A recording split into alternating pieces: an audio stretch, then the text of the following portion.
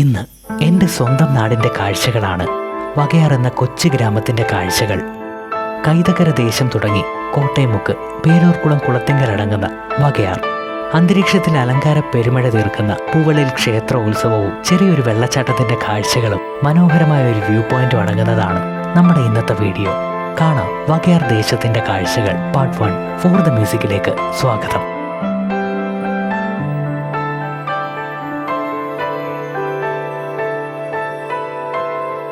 ഞാനിപ്പോൾ നിൽക്കുന്നത് ഞങ്ങളുടെ കുടുംബക്ഷേത്രത്തിൻ്റെ ഭാഗത്താണ്. എൻ്റെ വീടിൻ്റെ തൊട്ട് ബാക്ക് സൈഡിലായിട്ട് ഒരു 500 മീറ്റർ ഡിസ്റ്റൻസിൽ നല്ല ഉയരത്തിലാണ് ഈ ക്ഷേത്രം നിൽക്കുന്നത്. അതുകൊണ്ട് തന്നെ ഈ ഒരു ഭാഗത്തെത്തിയാൽ നമുക്ക് ഒരു 5 കിലോമീറ്റർ ഡിസ്റ്റൻസാണ് ഇവിടുന്ന് കോന്നി എന്ന് അറിയപ്പെടുന്ന മനോഹരമായ സ്പോട്ട്. എല്ലാവർക്കും അറിയാവുന്നൊരു സ്ഥലമാണ് കോന്നി. ഒരു 5 കിലോമീറ്റർ ഡിസ്റ്റൻസ് ഇവിടെ നിന്ന് കോന്നിക്കുണ്ട്. പക്ഷേ ഇവിടെ നിന്ന് നമുക്ക് കോന്നിയുടെ ഭാഗങ്ങൾ ഒട്ടുമിക്ക ഭാഗങ്ങളും ക്ഷേത്രത്തിൻ്റെ സൈഡിൽ നിന്ന ഒരു വ്യൂ പോയിൻ്റ് പോലാണ്. അവിടെ നിന്ന് നമുക്ക് കാണാൻ പറ്റും. മനോഹരമായൊരു സ്പോട്ടാണ്. അതിരാവിലെയും വൈകിട്ടും ഒക്കെ ഈ ഭാഗത്തൊക്കെ കോടമഞ്ഞൊക്കെ ഇറങ്ങുന്നത് ക്ഷേത്രത്തിൻ്റെ ഭാഗത്ത് നിന്ന് നമുക്ക് കാണാൻ പറ്റും. നല്ല രസമാണ് ഇത് കാണാനായിട്ട്. ഒരു ചെറിയ ഹൈ റേഞ്ചിലൊക്കെ ചെല്ലുന്നതിൻ്റെ ഒരു എഫക്റ്റാണ്. രാവിലെയും വൈകിട്ടും നല്ല മഴയൊക്കെ ഉള്ള ടൈമിലൊക്കെ വരുവാണെങ്കിൽ പ്രത്യേകിച്ച് ഈ ഭാഗത്ത് വന്ന് നിന്നാൽ നമുക്ക് കാണാൻ പറ്റുന്നത്. നല്ല രസമാണ് ഇവിടുത്തെ കാഴ്ചകളൊക്കെ.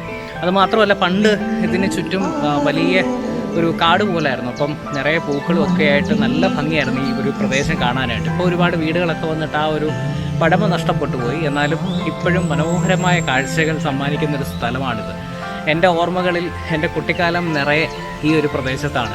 ഞാനിവിടെയൊക്കെ കളിച്ച് വളർന്ന ഒരാളാണ്. അതുകൊണ്ട് തന്നെ എനിക്ക് ഏറ്റവും പ്രിയപ്പെട്ട ഒരു സ്പോട്ട് കൂടിയാണിത്. ഇപ്പം നല്ല ശാന്തമായിട്ടാണ് ഈ ഒരു എൻവയോൺമെൻറ്റ് നിൽക്കുന്നത്. പക്ഷെ ഉത്സവം വരുന്ന സമയത്ത് ഇങ്ങനെയല്ല. ഇവിടെയൊക്കെ നിറച്ച ആൾക്കാരും നിറയെ അലങ്കാര ബൾബുകളും പല നിറത്തിലുള്ള കാഴ്ചകളും ഒക്കെ ആയിട്ട് ഇവിടെ അടിപൊളിയാണ്. നല്ല രസമാണ് ഇവിടുത്തെ ഉത്സവത്തിൻ്റെ കാഴ്ചകൾ. ഈ ഒരു നാടിൻ്റെ ഉത്സവം തന്നെയാണത്. ശരിക്കും നല്ല രസമാണ് ഇവിടുത്തെ അന്നത്തെ ദിവസത്തെ ഒരു എൻവയോൺമെൻറ്റ് എന്ന് പറയുന്നത്. പ്രത്യേകിച്ച് വൈകിട്ട് ഈ ഒരു ക്ഷേത്രത്തിൻ്റെ ചുറ്റിനും തന്നെ ഒരു മെയിൻ റോഡ് പോയിട്ടുണ്ട്. ആ ഒരു മെയിൻ റോഡ് കറങ്ങി തിരികെ ക്ഷേത്രത്തിലേക്ക് തന്നെ വരുന്ന ഒരു എഴുന്നള്ളത്താണ് ഇവിടെ നിന്ന് പുറപ്പെടുന്നത്. അപ്പോൾ ഇവിടുന്ന് ദേവിയെ എഴുന്നള്ളിപ്പിച്ച് പുറത്തേക്ക് കൊണ്ടുപോയി തിരികെ കൊണ്ടുവരുന്നത് ഈ ക്ഷേത്രത്തിൻ്റെ ഏറ്റവും വലിയൊരു ഉത്സവമാണ്. ഈ നാട് ഉണരുന്ന ഉത്സവമാണ്. അതൊരു പറഞ്ഞറിയിക്കാൻ പറ്റാത്തൊരു മൊമെൻ്റാണത്. ഈ നാടിനെ സംബന്ധിച്ചിടത്തോളം എല്ലാവരും ഓരോ വർഷവും കാത്തിരിക്കുന്ന ഒരു ഉത്സവം എന്ന് വേണമെങ്കിൽ നമുക്ക് അതിനെ പറയാം. അത്ര മനോഹരമായിട്ടാണ് വൈകിട്ടത്തെ ആ ഒരു എഴുന്നള്ളത്ത് നടക്കുന്നത്. ദേവിയെ പുറത്തേക്ക് എഴുന്നള്ളിച്ച് തിരികെ ക്ഷേത്രത്തിലേക്ക് എത്തുമ്പോൾ വിവിധ കെട്ടുകാഴ്ചകളും വാദ്യമേളങ്ങളും ഒക്കെ കൊണ്ട് ക്ഷേത്രമുറ്റം നിറയും. എഴുന്നള്ളത്തിൻ്റെ ഭാഗമായ എല്ലാ കെട്ടുകാഴ്ചകളും ശ്രീകോവിലിന് മുമ്പിലെത്തും. ദേവിക്ക് കാഴ്ചയായി മറ്റൊരു വഴിയിലൂടെ പുറത്തേക്ക് പോകും. കെട്ടുകാഴ്ചകൾക്കൊപ്പം വരുന്ന വിവിധ മേളങ്ങൾ അന്തരീക്ഷത്തിൽ സംഗീത പെരുമഴ തീർക്കും. അലങ്കാരങ്ങൾ കുടചൂടിയ ഈ അന്തരീക്ഷം വിവിധ വർണ്ണങ്ങൾ കൊണ്ട് പെയ്തിറങ്ങും. ഇതാണ് ഈ നാടിൻ്റെ ഉത്സവം. ഇനിയൊരു കാത്തിരിപ്പിന് ശക്തി കൂട്ടുന്ന നാട്ടുത്സവം.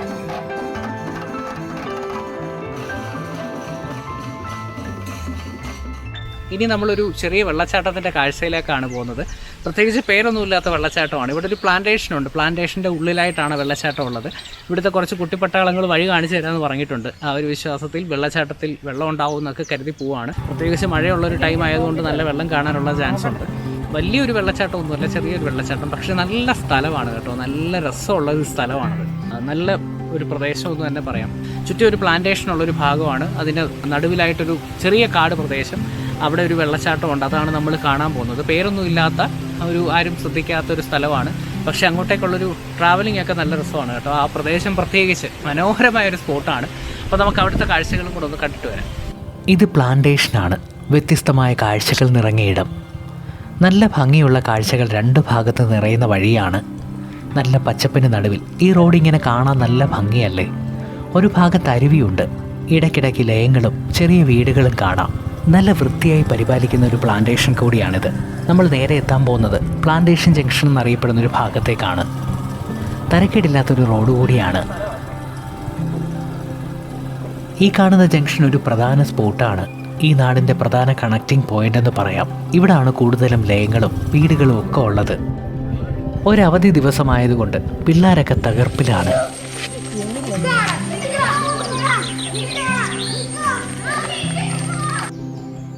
എൻ്റെ ക്യാമറയും എന്നെ നോക്കി നിഷ്കളങ്കമായ ഒരാൾ ഇവിടെ നോക്കിയിരിപ്പുണ്ട്. ഒരു കൊച്ചു സുന്ദരി.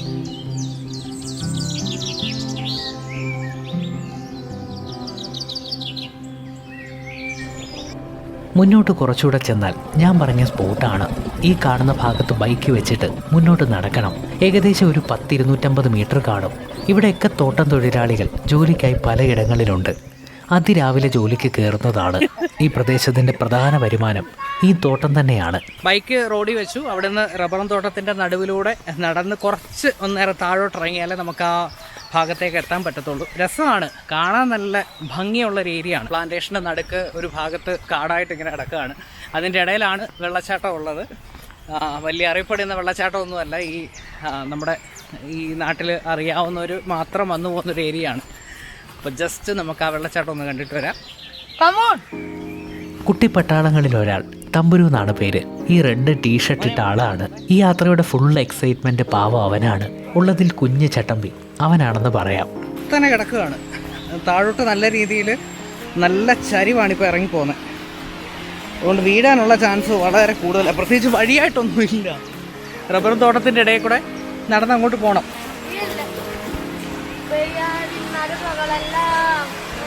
അവനെ ഇങ്ങനെ ലൈം ലൈറ്റിൽ നിർത്താനായിട്ട് അവനിങ്ങനെ ഓടിച്ചാടി നടക്കും. പഞ്ചഭാവമാണ് ആള്. ഈ കാണുന്ന ഭാഗമാണ് നമ്മുടെ സ്പോട്ട്. വഴി തെളിച്ച് പോകേണ്ട അവസ്ഥയായി. നടവഴിയൊക്കെ പെട്ടെന്ന് കാട് കയറി. ഈ റോ ഇങ്ങനെ റബ്ബർ മരങ്ങൾ നട്ടിരിക്കുന്ന ഭാഗം തെളിഞ്ഞു കിടക്കുകയാണ്. പക്ഷെ മുറിച്ച് കിടക്കുന്ന ഭാഗമാണ് ഒരു രക്ഷയില്ലാത്തത്. ഫുള്ള് കാട് കയറി കിടക്കുകയാണ്. എങ്ങനെയോ അങ്ങനെ താഴേക്കെത്തി. വെള്ളച്ചാട്ടത്തിൻ്റെ ശബ്ദം നല്ല ശക്തിക്ക് കേൾക്കാം. ചെറിയൊരു വെള്ളച്ചാട്ടമാണ് കേട്ടോ.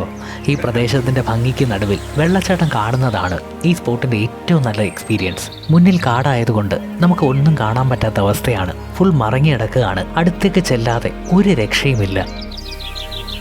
വെള്ളച്ചാട്ടത്തിൻ്റെ ഒരു ഭാഗം ഇവിടെയാണ്, മറ്റൊരു ഭാഗം അപ്പുറത്തെ സൈഡിലും.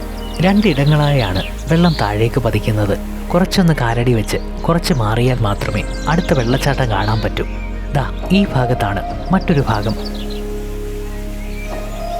തളിർപ്പുകൾ പച്ചപ്പ് കൊണ്ട് അലങ്കരിച്ച് വള്ളിപ്പടർപ്പുകൾ പടർന്നു കയറിയ ചുറ്റുവട്ടം.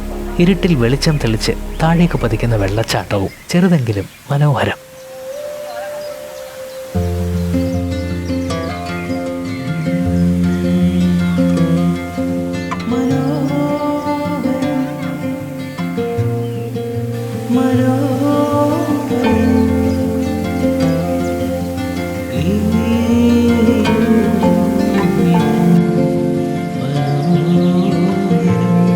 വെള്ളച്ചാട്ടം കണ്ടപാടെ കുട്ടിപ്പട്ടാളങ്ങൾ കുളിക്കാനിറങ്ങി. നല്ല തെളിഞ്ഞ വെള്ളം, അതുപോലെ നല്ല തണുപ്പുമുണ്ട്. മുൻഭാഗത്തൊക്കെ വലിയ മരങ്ങളിൽ നിന്ന് വേരുകൾ താഴേക്ക് അലങ്കാരം പോലെ കിടക്കുന്നത് ഈ പ്രദേശത്തിൻ്റെ ഭംഗി കൂട്ടുന്നുണ്ട്. ഇങ്ങനെയുള്ള പ്രദേശങ്ങൾ ഒരുപാടുണ്ട് ഇവിടെ, ആരും അറിയാതെ മറഞ്ഞിരിക്കുന്ന പ്രദേശങ്ങൾ.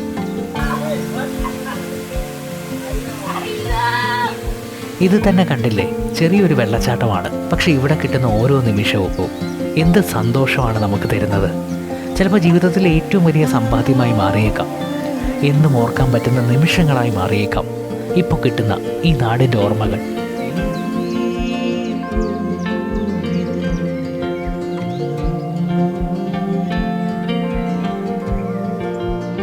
തിരികെ മടങ്ങുകയാണ്. തിരികെ പോയ വഴി ഇരുതോട് എന്ന സ്ഥലത്തുകൂടി ഇറങ്ങി. അവിടെ ചാടിയത് പോരാഞ്ഞിട്ട് ദാ കിടക്കുന്നു. ഇവിടെയും കുഴി തുടങ്ങി. ഇവിടെ അരുവി ഒഴുകുന്ന ഭാഗത്ത് ഒരു ചെറിയ കുഴിയുണ്ട്. അതിലേക്ക് നമുക്ക് ഇറങ്ങാനൊക്കെ പറ്റും. കുറച്ച് മുകളിലേക്ക് കയറിയതാ കണ്ടില്ലേ, നല്ല ഭംഗിയുള്ള സ്ഥലങ്ങളാണ്. ഈ ഭാഗത്തെ കാഴ്ചകളൊക്കെ കണ്ട് കുറച്ചു നേരം ഇങ്ങനെ നിന്നു.